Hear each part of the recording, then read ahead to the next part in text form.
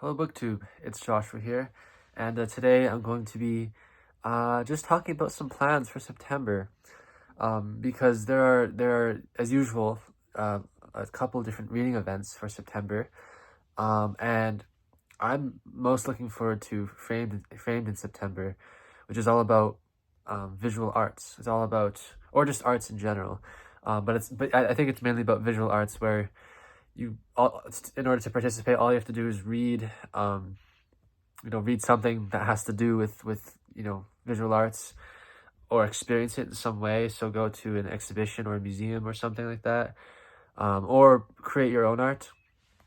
And so I've been seeing the announcement videos coming up, and so yeah, I've kind of been thinking about what I want to do, which is very exciting. And so I'm gonna show you guys some books and share some ideas that I would like to that I'm going to try to do in September. I probably won't be able to get to all of them. I almost certainly won't be able to, but these are just kind of the ideas that are in my head, and we'll see what I actually do in September. But yeah, so I figured first I'd go through some books. Well, the first book that I want to talk about is not one that I have in physical edition. It's a book that has been in the back of my head for a while and that I want to read. It's Michelangelo: A Life in Six Masterpieces by Miles J. Unger. So I read that author, Miles J. Unger.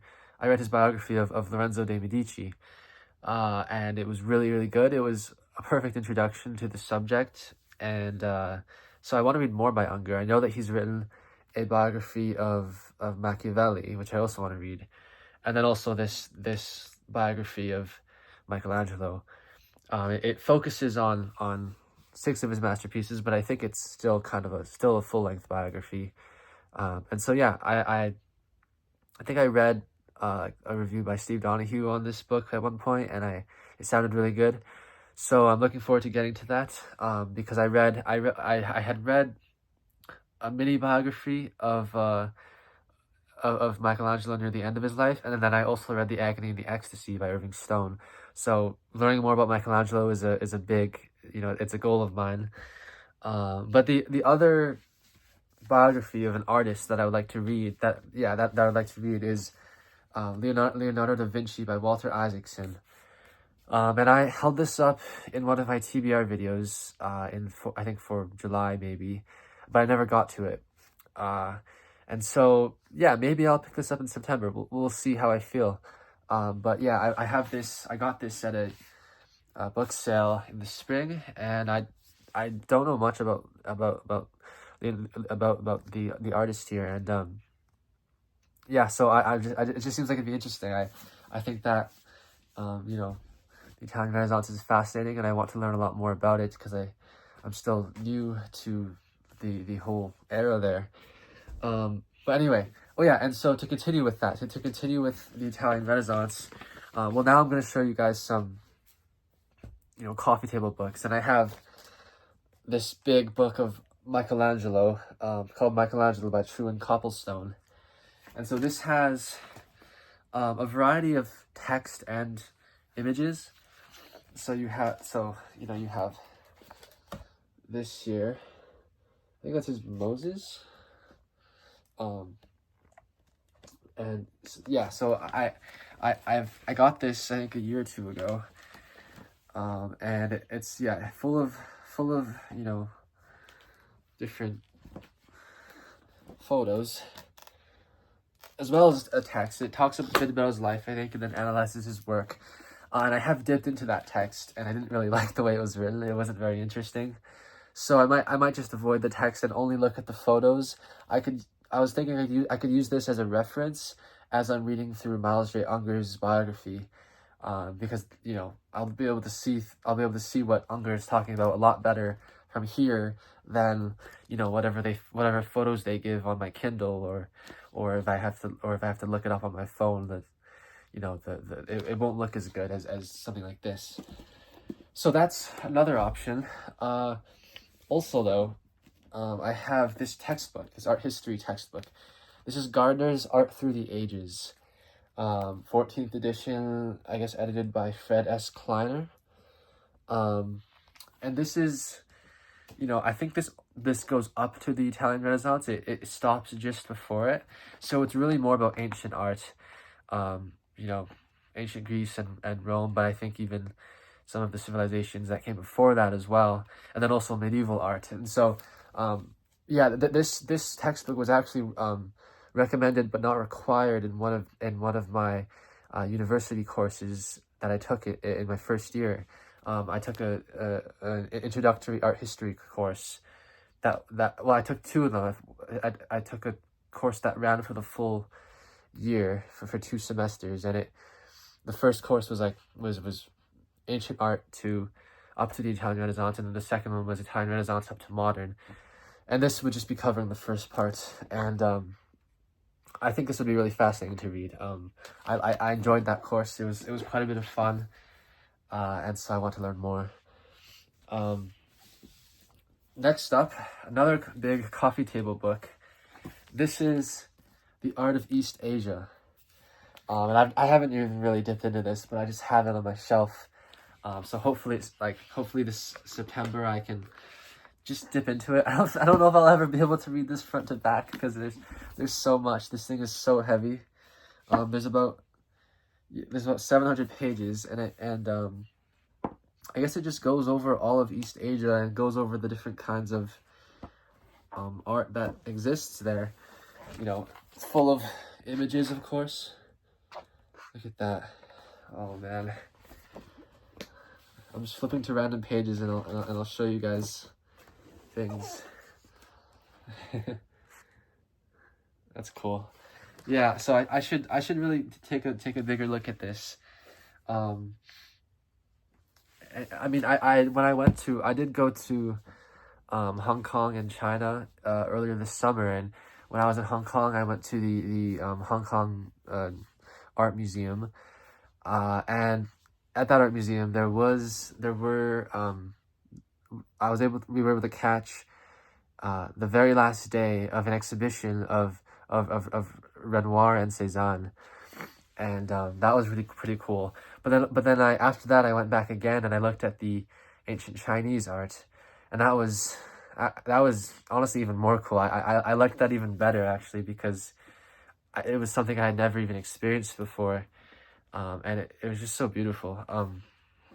Like there was calligraphy, which I didn't really. I don't think I can appreciate calligraphy because I don't know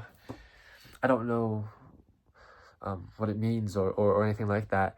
But there's also pictorial art, and I thought that was it kind of actually I have some stuff there in the background, and it was kind of like that. Next up though is this big coffee table book of Impressionism. So yeah, speaking of Renoir and Cézanne, we have Impressionism, the painters and the paintings. And this is also really exciting. Again, I doubt I'll be able to read through the whole thing, but I would like to dip into this and just see what I can find. Okay, you have foldouts here. You have a page that. Hold on.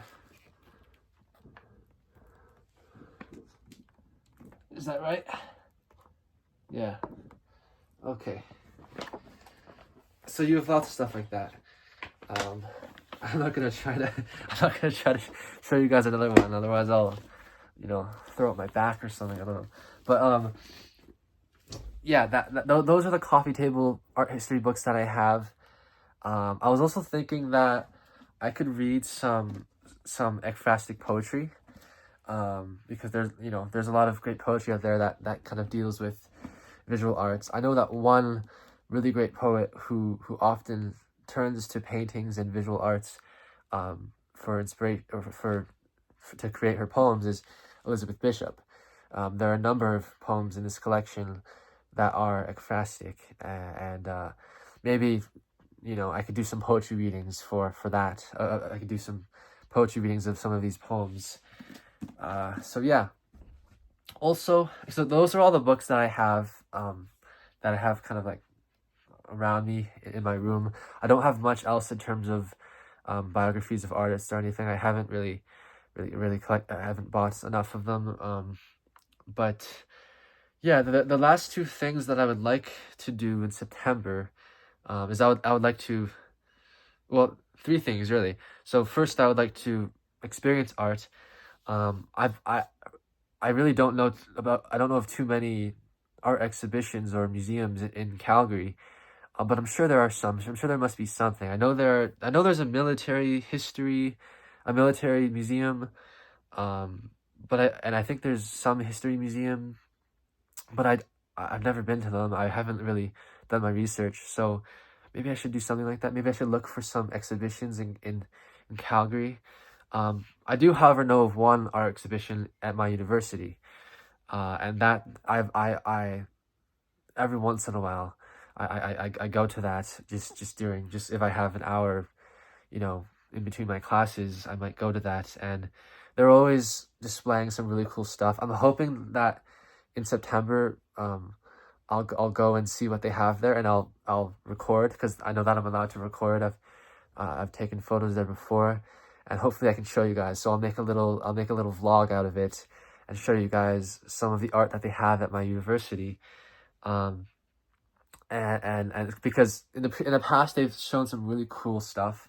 Oftentimes it'll be indigenous arts or artifacts, or some. I think last fall, they were displaying carpets from Central Asia, and some of which were dating back to the 17th century, and there were these huge things that went.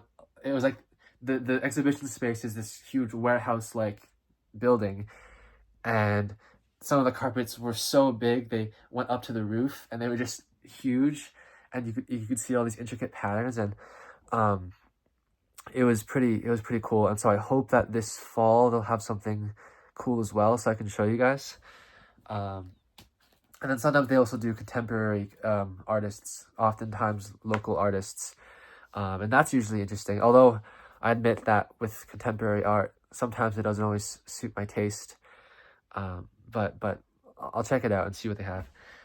And also, lastly, I do have one of the prompts in this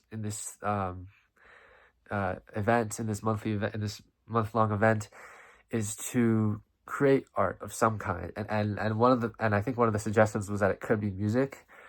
And I have been very slowly, at a beginner level, learning the piano, because my older brother's girlfriend, she went to like a fairly high level in piano, and she's teaching me for free.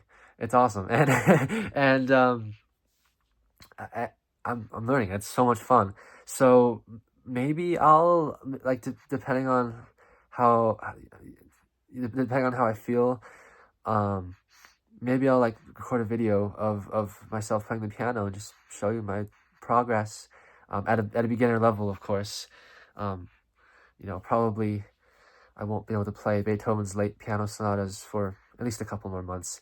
But yeah, that is pretty much it. That's kind of everything that I'm thinking of for framed in September. And yeah, I hope you guys enjoyed the video. I wonder if you guys will be doing something for framed in September. Let me know if you are. And yeah, bye bye, BookTube.